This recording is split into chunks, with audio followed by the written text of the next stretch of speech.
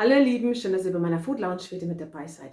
Ich habe für euch heute was Besonderes und zwar eine Geburtstagstorte für ein Mädchen, das 18 Jahre alt geworden ist. Und dieses Mädchen ist meine allerletzte Tochter. Ich habe 4 Stück davon, die anderen 3 sind schon weit über 18 und jetzt ist meine letzte auch noch 18 geworden. Ja, und für sie habe ich mir was Tolles einfallen lassen. Und zwar ist es sehr einfach, also wirklich, das kann wirklich jeder. Ich habe mein Rezept meiner Käsesahne genommen, habe die Creme einfach nur rosa gefärbt. Was heißt gefärbt? Ihr seht im Video, wie ich das gemacht habe.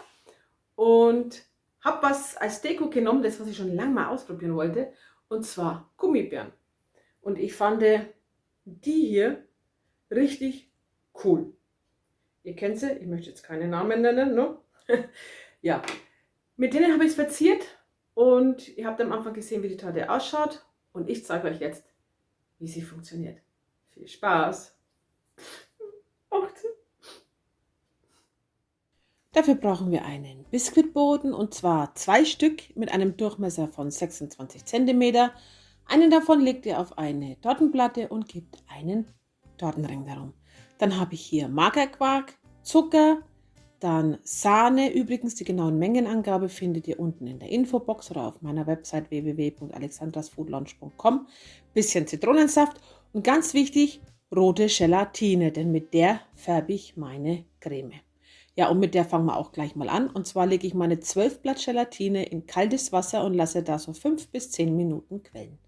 Dann geht es weiter mit der Creme. Dazu muss ich die Sahne steif schlagen und zwar ohne Sahne steif und ohne Zucker.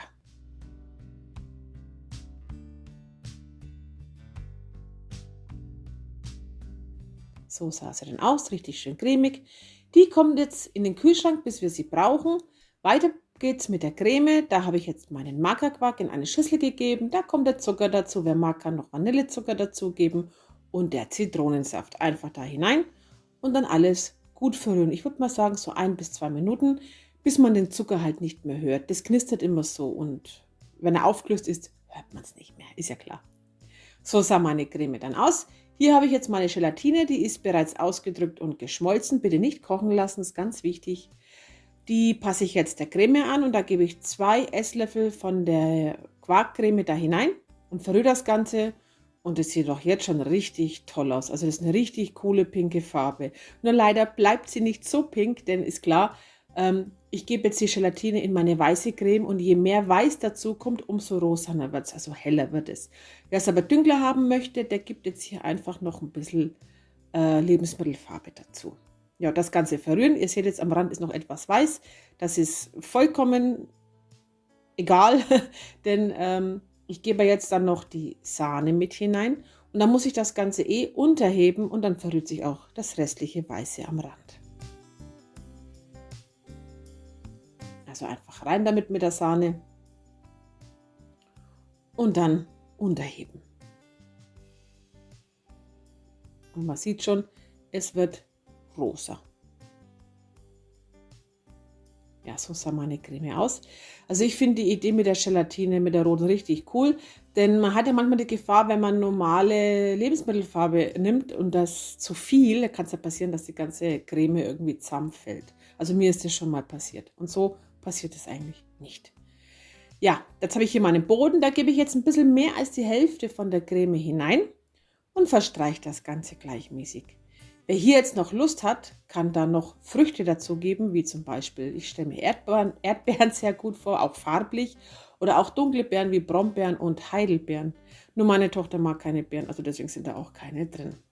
Ja, jetzt kommt der zweite Boden darauf und dann die restliche Creme und die muss ein bisschen schöner verstrichen werden, denn auf diese Creme kommt nichts mehr drauf, außer die Verzierung von Tuffs und Gummibären.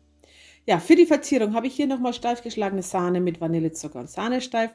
Dann sind das hier Zuckerperlen, wo ihr die herbekommt, das verlinke ich euch unten in der Infobox. Und diese Grünohrhasen.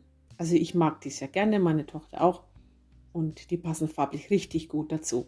Hier ist meine Torte. Und die müssen wir jetzt eindecken. Und zwar ein bisschen was von der steif geschlagenen Sahne nehmen und den Rand einfach so eindecken, dass halt einfach die Zuckerperlen dann die Möglichkeit haben zu kleben. Also im Grunde genommen dient es einfach nur als Kleber.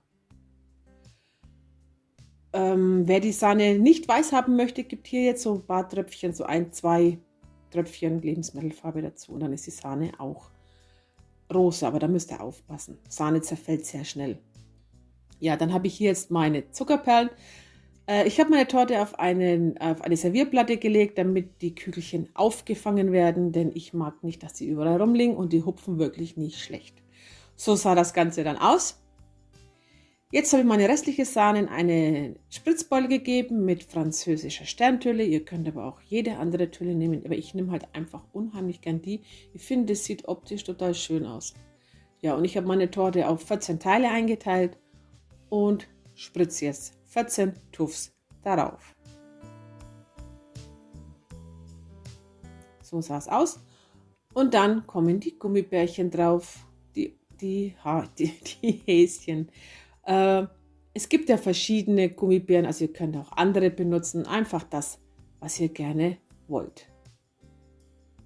Oder besser gesagt, was das Geburtstagskind mag. Ja, so sah sie dann aus.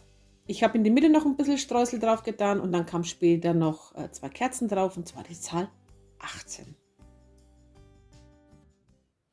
Ja, das war jetzt das Rezept meiner pinken oder rosanen Käsesahne für meine Tochter. Die war wirklich sehr lecker. Ich rate euch wirklich, diese Gummibären nicht einen Tag vorher zu dekorieren, denn die Sahne, also da wo sie dann drauf liegen, das weicht die total auf und dann werden die so latschert so. Die zersetzen sich da irgendwie wieder, die werden so richtig schmierig, keine Ahnung. Also am besten kurz bevor ihr sie servieren wollt, die Gummibären draufgeben. Aber so an sich fand ich sie richtig cool. Meine Tochter hat sich total gefreut und ist doch mal was anderes. Ja, das war's dann auch von mir. Ich hoffe, das Video hat euch gefallen. Wenn ja, lasst mir einen Daumen nach oben da, abonniert meinen Kanal und wir sehen uns ganz bald wieder. Dann wünsche ich euch noch einen tollen Tag. Bitte bleibt gesund und passt auf euch auf. Und bis demnächst. Tschüss.